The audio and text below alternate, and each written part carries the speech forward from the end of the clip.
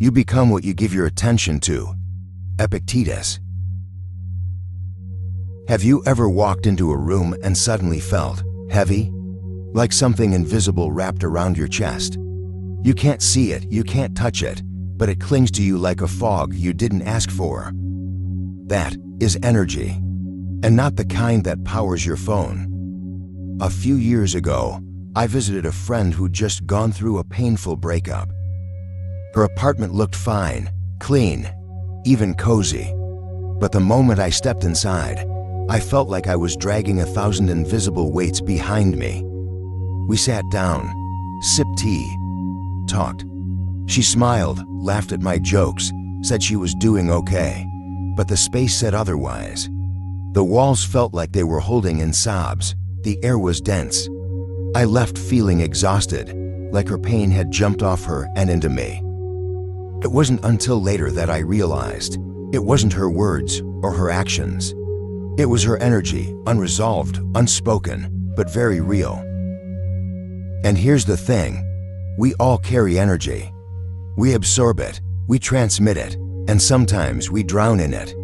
Maybe you've felt it too. You wake up already tired. You look at your to-do list and feel numb. You scroll through social media, and instead of feeling inspired, you feel inadequate. You try to meditate, but your mind races.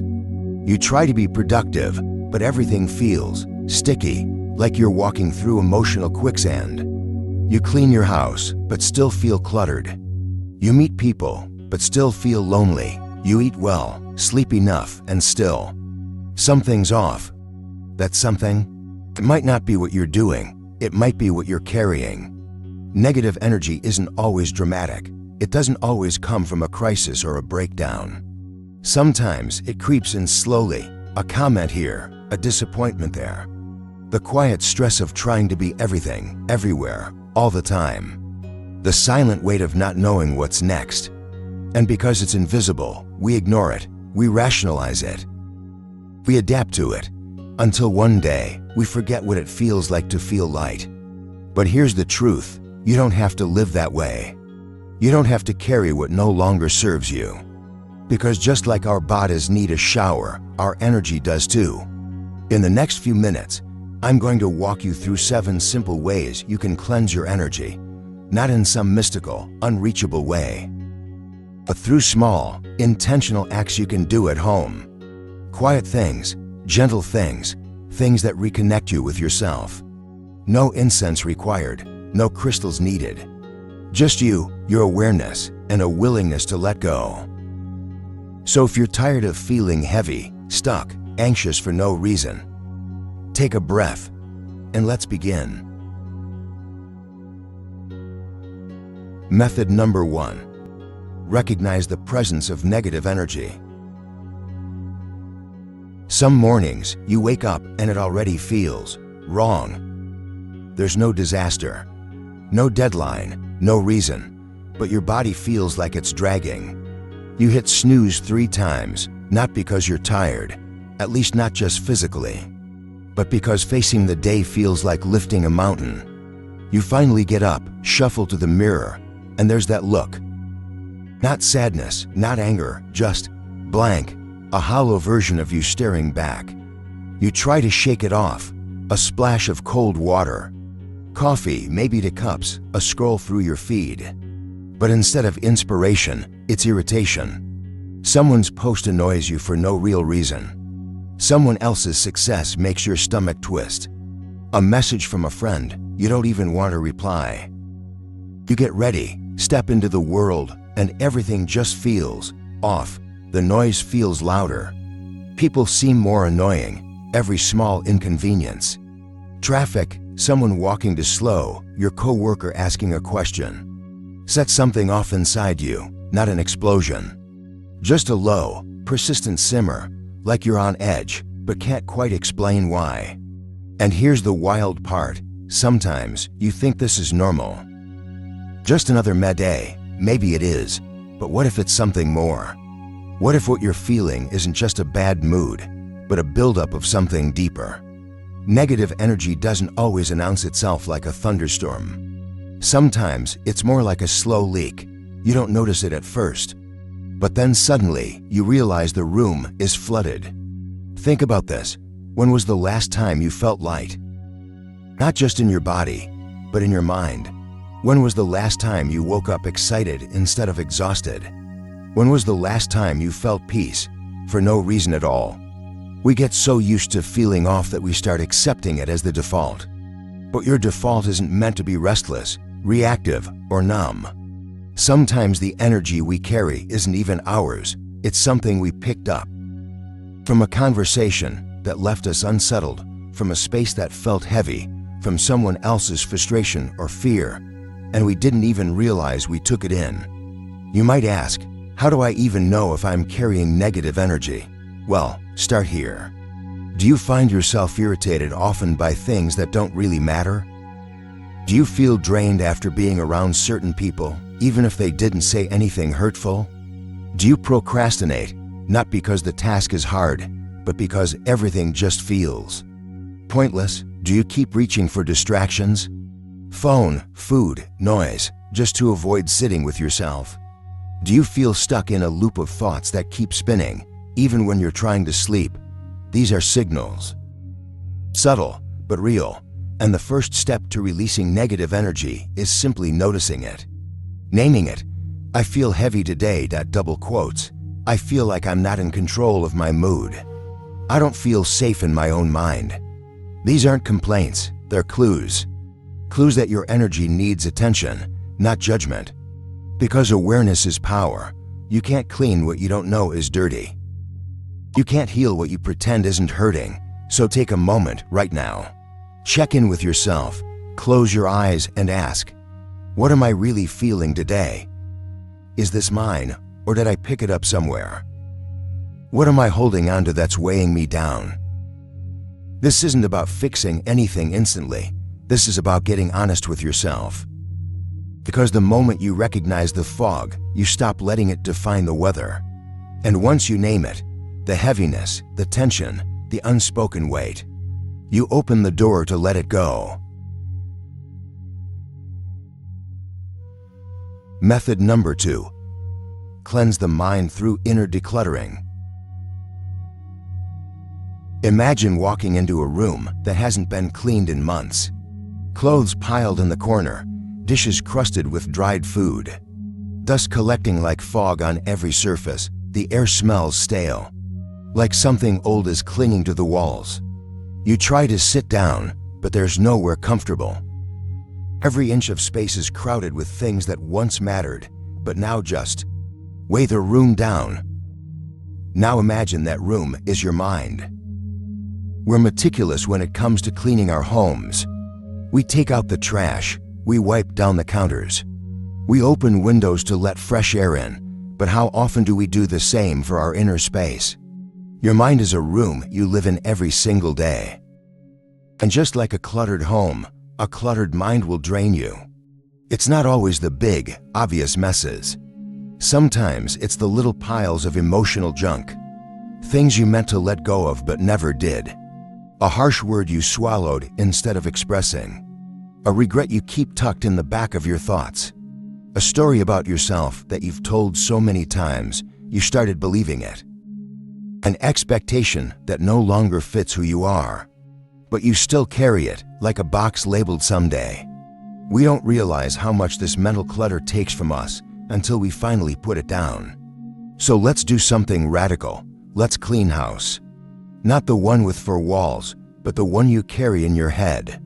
Start small. Pick one mental corner and sweep it out. That conversation you keep replaying. Ask yourself why. What are you hoping to hear that you haven't yet? That mistake you made 2 years ago, is it still teaching you something? Or is it just punishing you now? That resentment towards someone who probably doesn't even think about you anymore. Is it worth the space? What are you keeping that no longer brings you peace?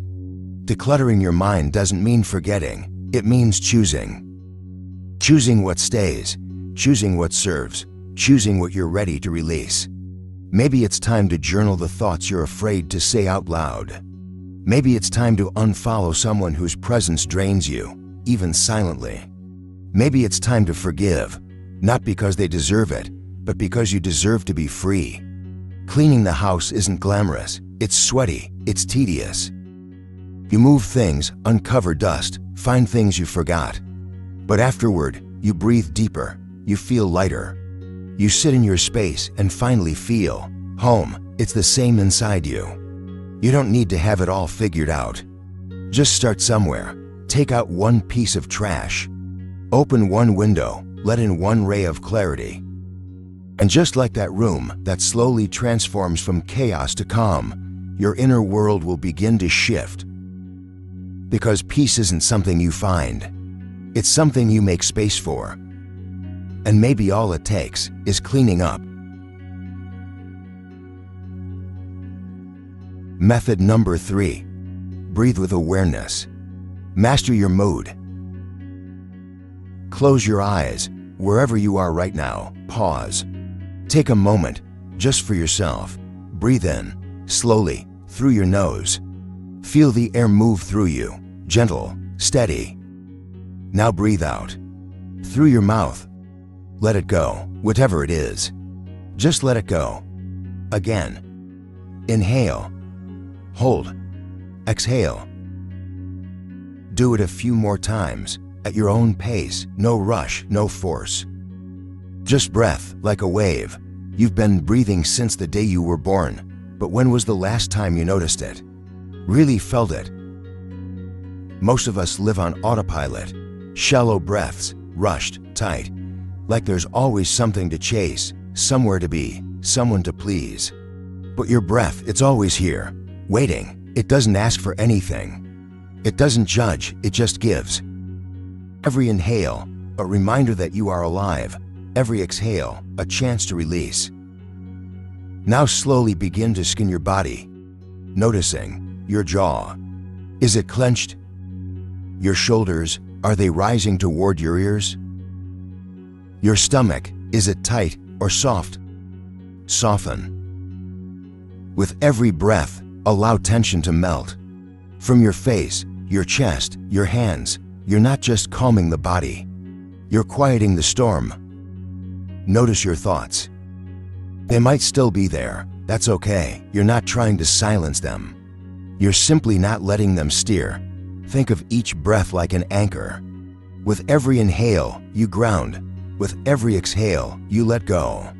If your mind drifts, gently bring it back. No need to judge. No need to fix. Just return. Breath is home.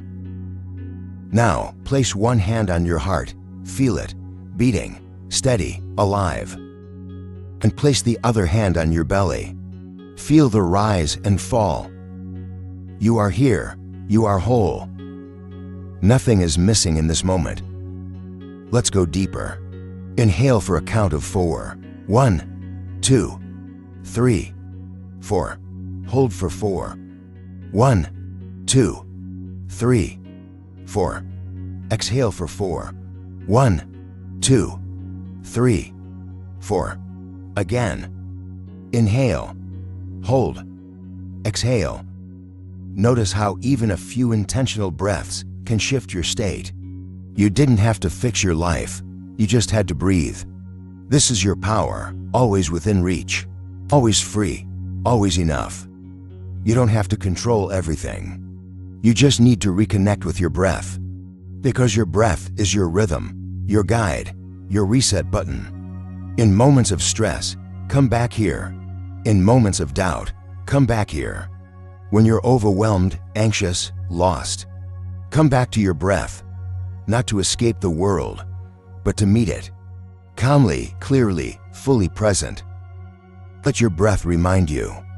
You are not your thoughts. You are not your worries. You are not the chaos around you.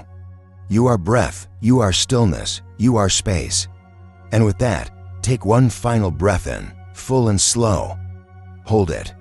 And exhale everything that no longer serves you. You are here. You are okay. And you're doing better than you think. Method number 4. Write down the sorrow, release the pain. She didn't know what else to do. It was 2 a.m., and the silence in her apartment was deafening. She had turned off the lights hours ago, but sleep never came. Instead, memories did. His voice, his absence, the way everything changed so suddenly. And the worst part, she had no one to tell, or maybe she just didn't know how to say it out loud. So she opened her notebook, the same one she used to jot down grocery lists and half-finished poems. And without thinking too hard, she began to write, "I miss him. But I think what I miss more is the version of me I used to be when I was with him." The words came slowly at first, like they were testing the space. Then faster, like a dam breaking open. The tears came too, quiet but relentless. She wrote everything, the confusion, the rage, the guilt, the disappointment she tried so hard to deny, the longing she couldn't admit, even to herself. She wrote until her hand hurt, until her heart felt like it had spilled out onto the page, until the weight in her chest, the one she'd been carrying for weeks, started to loosen its grip. No one read those pages, no one ever would. And that was the point. Because sometimes, the most powerful healing doesn't come from being heard by others. It comes from finally listening to yourself. We all carry things that words never got a chance to hold. Conversations that never happened, emotions we were told to suppress, stories we edited to make others comfortable. But when you write, the page doesn't interrupt. It doesn't judge, it doesn't try to fix you. It just receives. You can scream without making a sound. You can confess without fear. You can admit the things you're scared to feel. And still be safe. Writing isn't about being a writer. It's about being honest, even if your handwriting is messy. Even if you don't know where to start. Even if all you can manage is, "I feel broken." That's enough. Try this tonight. Find a quiet corner. Light a candle if you want. Or just sit with yourself and a pen and begin. Start with a sentence that scares you. Or one that frees you. "I hate how much this hurts. I thought I'd be over this by now. I don't know who I am without them." Whatever it is, put it down. Bleed it onto the paper, and if you cry, good. That's your body unclenching. That's your truth arriving. Over time, your pages might start to shift. From grief to clarity, from confusion to closure, from heartbreak to healing. But don't force that. Let your words be what they need to be. Messy, raw, real. There's no right way to write your pain. There's only your way, and every word you release is a weight you no longer have to carry. Because what we don't express stays, and what we do express transforms. So the next time your heart is too full and your voice too tired, let your pen speak for you. Tell your story, even if no one listens. Even if no one knows, because you will know. And that is where healing begins. Method number 5.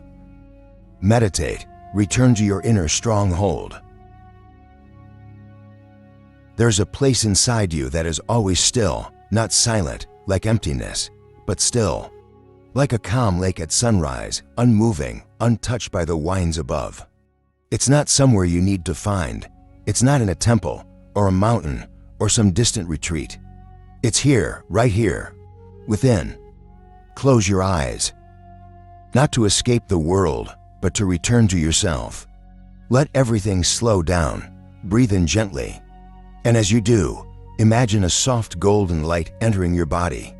It moves in through your nose, down your throat, filling your chest with warmth. Not heat, warmth, safe, tender, glowing. Like the first rays of morning sun brushing across your skin. Now breathe out slowly. As you do, let that light expand. Imagine it pushing out the heaviness, the tightness in your chest, the tension in your jaw, the noise behind your eyes. Let it go. You don't need it here. Inhale again, deeper this time. Let that golden light reach your belly, your fingertips, your toes. Exhale, and watch the shadows dissolve, softly, effortlessly. Around you, everything begins to blur, not disappear, just fade. The worries, the voices, the unfinished lists, like autumn leaves floating away on a stream. You are not running, you are resting. Now listen. Beneath the surface of your breath, there's a gentle hum. A rhythm, like wind moving through trees far away. Like waves kissing the shore, like the pulse of the earth. Steady, slow, ancient, you are part of that rhythm. Feel the air on your skin. Cool, light, passing through you like a whisper. Feel your body, not as tension or task, but as presence. As home, feel the space between thoughts, that quiet pause. That gap between one story and the next, that is peace. If emotions rise, let them. They are visitors, bow to them, thank them. And let them pass, like clouds in an open sky. Nothing is wrong here. Nothing needs fixing. You are sitting with yourself, not to improve, not to perform, but to be, and that is enough. Stay here a moment longer. Let the golden light inside you soften every edge. Let it move to the places you've ignored. The corners where old pain hides, the pockets where sadness sleeps. Just breathe into those places. With gentleness, with kindness, with patience. You are not your pain, you are not your fear. You are the one who sees it, holds it, and breathes through it. Now imagine you are sitting in a field. Grass beneath you, the sun above, a breeze dancing across your face. No one around, no pressure, just space. Birdsong in the distance, the sound of leaves rustling. The kind of silence that doesn't scream, but soothes. Stay here as long as you like. When you're ready to return, don't rush. Begin to notice your body again, your fingers, your shoulders, your breath. Wiggle your toes, stretch gently, and when you open your eyes, bring this stillness with you. Like a candle you carry into the world. This peace, it's not something outside of you. It's not a gift someone gives. It's a place you build, breath by breath. And now you know the way back. Method number 6. Let go of toxic people with grace. Letting go of someone doesn't always mean you stopped caring. Sometimes it means you finally started caring. For yourself. There was a time you saw the best in them. You believed in their potential. You forgave what others wouldn't. You stayed longer than you should have. You made excuses for the way they made you feel, tired, confused, small.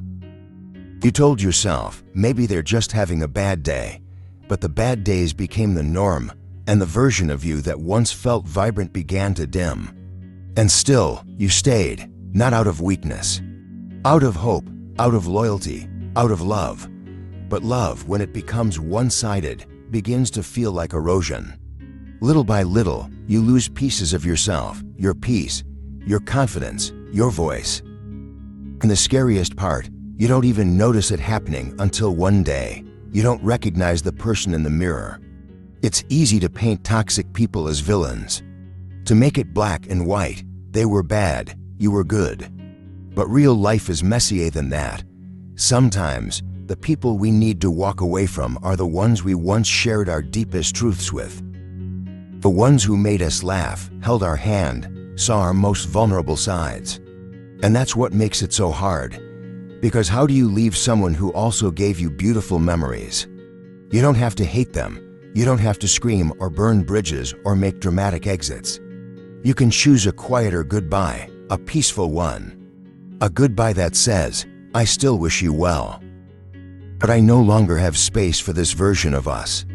That kind of letting go requires strength, not the loud kind, but the steady, rooted kind. The kind that whispers, I deserve to feel safe in my relationships. I deserve to be loved without condition. I deserve peace. It might not come all at once. You might leave and come back. You might feel guilt, doubt, even longing. That's normal. It doesn't make you weak. It makes you human. But there comes a moment when you stop trying to fix what keeps breaking you. When you realize that love should not feel like walking on eggshells. That communication shouldn't feel like combat. That being seen shouldn't come at the cost of losing yourself. And in that moment, maybe quietly, maybe with tears, You let go, not out of anger, not out of revenge, but out of respect for your growth, for your boundaries, for your future. You stop texting first. You stop justifying your feelings. You stop shrinking to fit into a space that was never meant for the full version of you. And when they ask, "Why did you change?" you don't owe a dramatic answer. You can simply say, "Because I had to come back to myself." Some people are lessons, some are lifelines. Some are both, but not everyone is meant to stay. If someone constantly leaves you questioning your worth, your memory, your reality, that is not love, that is control, confusion, chaos. And you're allowed to walk away from it, even if you still care. Even if it hurts, you can miss someone and still not want them back. You can forgive someone and still keep your distance. You can love someone and still choose to love yourself more. This is what mature letting go looks like. It's not bitterness. It's boundaries. It's not silence. It's self-respect. It's not abandonment. It's alignment. So if you're holding onto a relationship that no longer feels like home, ask yourself, am I staying because it's right? Or because I'm afraid of what happens next? Then take a deep breath and take a step forward. You are not heartless for choosing peace. You are not cruel for choosing yourself. You are growing. And that's the most loving thing you can do. Method number 7. Practice daily gratitude. Gratitude doesn't always arrive with grand gestures. Sometimes it comes in the quietest of moments. It's the warmth of sunlight on your skin as you open the window in the morning. It's the smell of fresh coffee in a familiar mug. It's the way your dog looks at you like you're the center of their entire universe. It's the sound of your mom's voice on the phone asking, "Did you eat yet?" It's your favorite song playing at the exact moment you needed to hear it. We wait for miracles, big changes, loud victories, but life, real, meaningful life, is made up of ordinary wonders, and the practice of gratitude is simply remembering to see them. There was a woman who began every day by writing down 3 things she was thankful for. At first, it felt forced, awkward, like she was pretending. But she kept doing it. The toast didn't burn this morning. My coworker smiled at me today. I didn't cry in the shower this time. They weren't dramatic. They weren't polished, but they were real. And slowly, her focus shifted. Not because life became easier, but because she started noticing the parts of it that were already working. You don't need to have everything to be grateful. In fact, sometimes the more you have, the harder it is to feel. Gratitude isn't about ignoring pain, it's about holding both. The weight of what's hard and the beauty of what remains. Think about today. Maybe it wasn't perfect. Maybe you felt tired, stressed, uncertain. But in between all that, were there moments? Little breaths of stillness, a laugh? A text from someone you love, a meal that felt comforting? Gratitude is the lens that brings these moments into focus. Try this. Before bed tonight, pause. Don't scroll, don't rush into sleep, just sit. And think of 3 things, tiny, honest things, that made today a little softer. Maybe the way your bed sheets feel cool and clean. Maybe the person who held the elevator. Maybe the fact that, even in a chaotic world, you still made it through another day. Say thank you, not to anyone in particular, but to life itself. And in the morning, when you wake up, try it again. Say thank you for the breath in your lungs, for the chance to begin again, for the fact that not everything is perfect. And yet, here you are, still trying, still showing up. Make gratitude a rhythm. Like brushing your teeth, like drinking water. Not something you do only when life is good, but especially when it's not. Because when you practice gratitude daily, you train your heart to hold joy even in difficult seasons. You start to see that what you already have is enough. A roof over your head, a body that wakes up each day, people who care even if they don't always say it right, a favorite t-shirt that's worn but comforting, a stranger's kindness, your own resilience, This is abundance. And the more you notice it, the more it grows. You don't have to fake positivity. You don't have to force joy. Gratitude isn't about pretending everything is okay. It's about saying, even with all this mess, even with all this unknown, there's still something here worth holding on to. And there always is. You've just taken a quiet journey, not across miles, but inward, through rooms you rarely enter, through corners of yourself that might have felt dusty, forgotten, maybe even a little heavy. You've learned to recognize the weight you carry. You've explored how a simple act like cleaning your space can open a window inside. You've breathed not just to survive, but to reconnect. You've written your truth down when words felt too big to say aloud. You've sat in stillness, letting light and silence hold you. You've allowed yourself the strength to let go of people who no longer nourish you. And you've remembered, maybe for the first time in a long time, that there is so much to be grateful for, even in the smallest, most ordinary moments. These 7 ways aren't just tips. They're invitations to return, to release, to begin again. This isn't a checklist to rush through. It's a way to live softer, deeper, more awake. You don't have to master them all. You don't have to get it perfect. You just have to come back, again and again, to the parts of yourself you often leave behind in the noise. Because here's the truth, energy doesn't lie. What you carry within, you bring into every room, every conversation, every decision. When your energy is weighed down, even the brightest days feel dim. But when your inner space is clear, even cloudy skies can feel full of possibility. You deserve lightness, you deserve peace, not someday. Not when everything is fixed. But now, as you are, so take what resonates. Maybe you begin by writing tonight. Or maybe you choose to breathe differently tomorrow morning. Maybe you start noticing the sun on your face again. Or maybe you forgive yourself for everything you thought you had to be.